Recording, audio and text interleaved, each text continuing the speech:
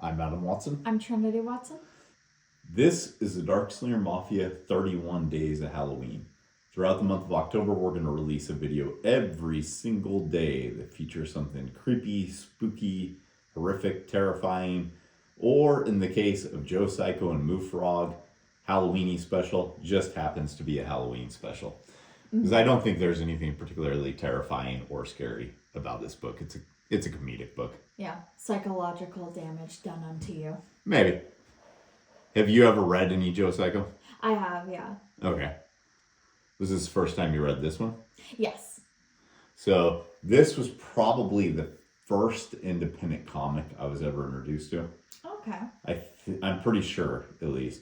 When I was a kid, this company, Goblin Studios, they're in Vancouver, so they're, 35 minutes from where we're at, 15 minutes from the Portland conventions. Yeah. They were at pretty much all of them. Okay. I saw them all the time. My dad was always trying to talk me into buying their comics, but they were like $3, right? Right. And I was at a place where I could buy like 6 comics for that. So I never bought them when I was a kid. Yeah. But when I got older, I did start tracking them down. I have, I think, the vast majority of these now. I don't think I own quite everything, but I think I own most of what Goblin Studios put out at this point. So the cover for this, nice little parody of Ghost Rider. Yeah.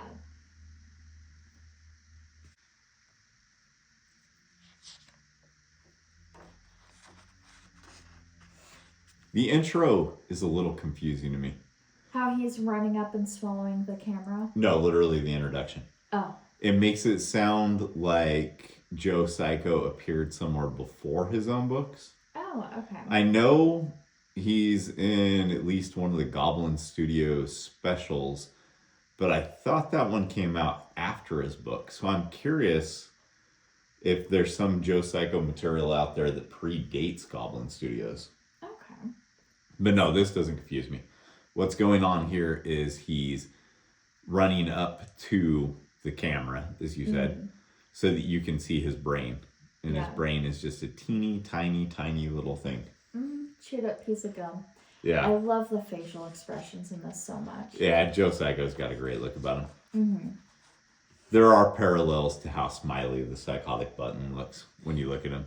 Yeah. But I think they look different enough that he's very distinct.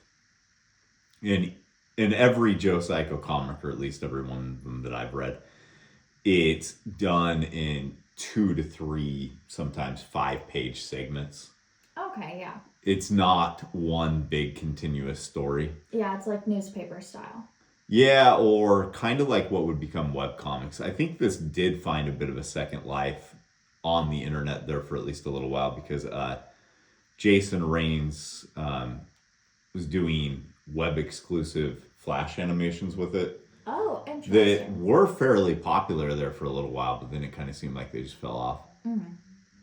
So for some reason that I don't know, he's stitching an apple, because he's a psycho, stabs himself, and you know what Ghost Rider says when blood of the innocent has been spilled, right?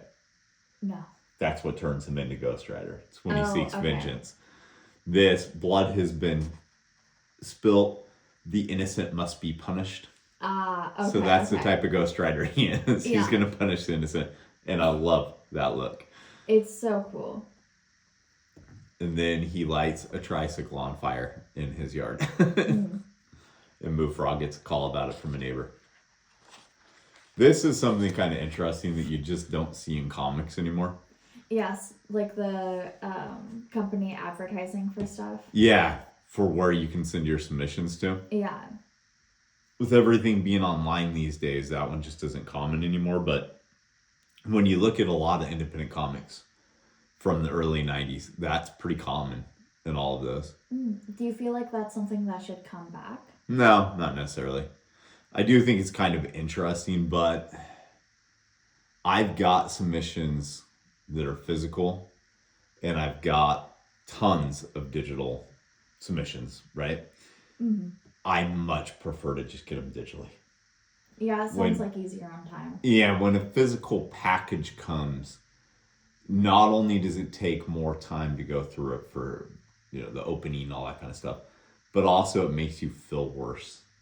Oh, if it's not quite what you're looking for. Like, this person put so much time and effort into sending this to me, but it just doesn't work for Darkslinger stuff. That's something that sucks to say. Yeah. And this strip is just a one-pager, so I'm just going to say strip.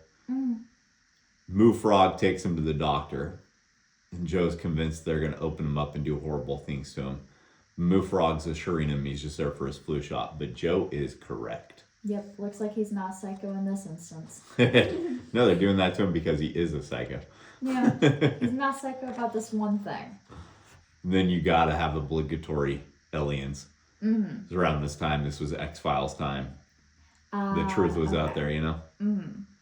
They're just watching TV. This is great. I was just talking about in a video we did earlier about the black page test, where can you still tell who the characters are if all that's there is their dialogue balloons, right? I think that you can still absolutely tell who Moo Frog is and who Joe Psycho is in this. Yeah. They've been invaded. And I think it's a treble they got invaded by. Oh, a treble. Yeah, from Star Trek. Is that what that is? I'm not sure. So yeah, the Goblin Studios exclusives came after. So I wonder where that was, like where Joe Psycho might have appeared prior to this. Yeah. Was this what you were talking about when you asked me about the boxers? Yes. Yeah. Yeah, the weird advertisement in here, how everything's kind of like miscellaneous and all over the place. Yeah, I think it's supposed to look like a merchandise page would for a independent band back then. That's what my theory is. Okay. You would have thought they would have put a picture of the buttons and the boxers and the hat and all that. But you were asking if this was real. Is that what you're saying? Yes. Yeah, so back in these days, any independent comic had tons of merchandise. Look through any slave labor book from this time period. They were basically a t-shirt company that was selling comics to try and fund their t-shirt empire, I think. Okay. This is the evolution of Moo Frog. So I thought that this was actually going to be like literally how a Moo Frog becomes a Moo Frog, but it's not. It's just the evolution of how Jason drew Moo Frog. Yeah. Starting in 1987. That's a cute one. Yeah, it is. And then he became a Ninja Turtle. And then by 94, he's the fully formed Moo Frog. I love Moo Frog. I would love for him to make an appearance in El Bovine Muerte. I think he'd go awesome. perfectly in it. And I also love this version of Moo Frog. Unfortunately, he gets shot with a gun at the end of that. By the fly. And then you see stuff like this and realize this guy can actually draw so much more detailed than what he has been. But it's the anatomy of Joe Psycho. We get to see his brain again. Right? And then this was probably my favorite gag in here. This is very detailed, very 90s style artwork. He's aping the Image style really well in this. Yeah, it kind of makes me wonder what his actual art style is. The Joe Psycho, like, actual comic looks easy to draw, but it really isn't trying to draw I think it's a perfect deceptive circle. style. Yeah. So we see a super heroic Moo Frog, very Image style. I'm just going to say Image style Moo Frog. Saving a girl. Yeah, he looks very Rob Liefeld inspired.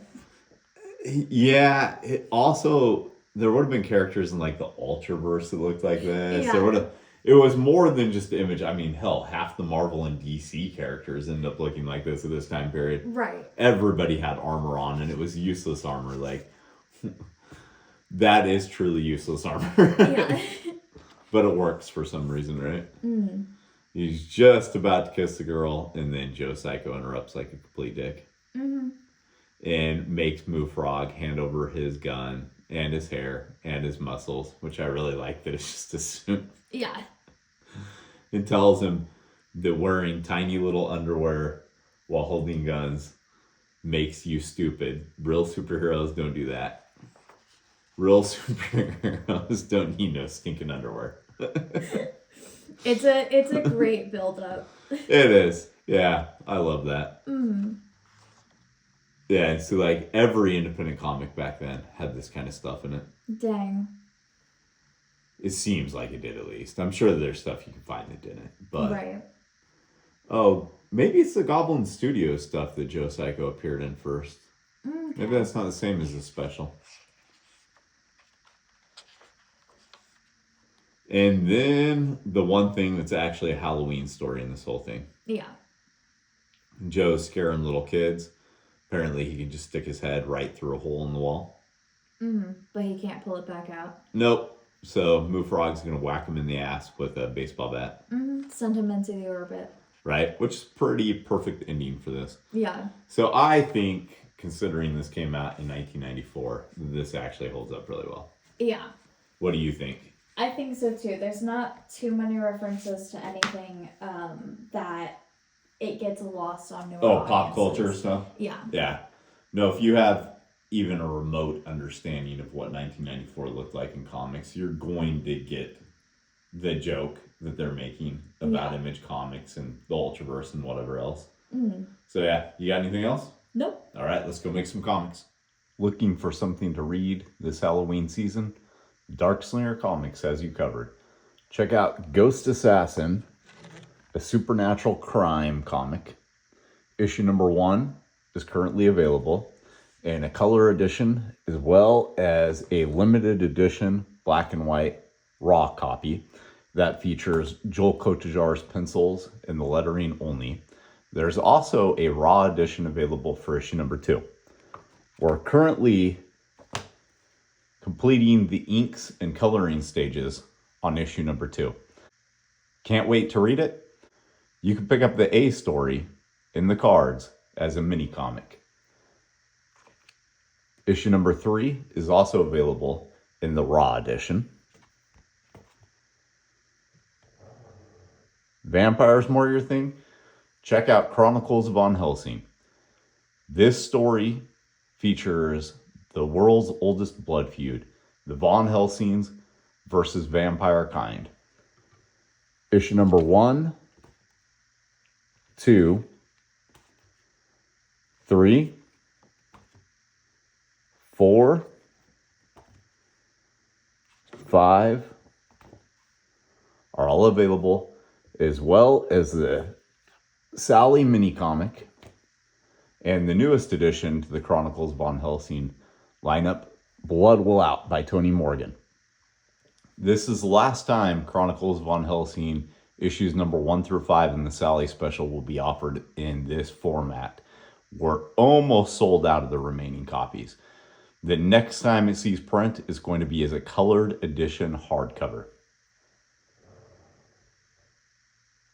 Vampires and supernatural crime not your thing? Check out Who Will Save the World. All of these issues are available online on darkslinger.com, on our eBay store. You can order digital editions through our Patreon. Most of the comics mainstream spinner racks have these titles in stock as well. Are you a retailer and you're interested in stocking Darkslinger products? Get a hold of Comics Mainstream. Comics Mainstream is the exclusive distributor for Darkslinger Comics.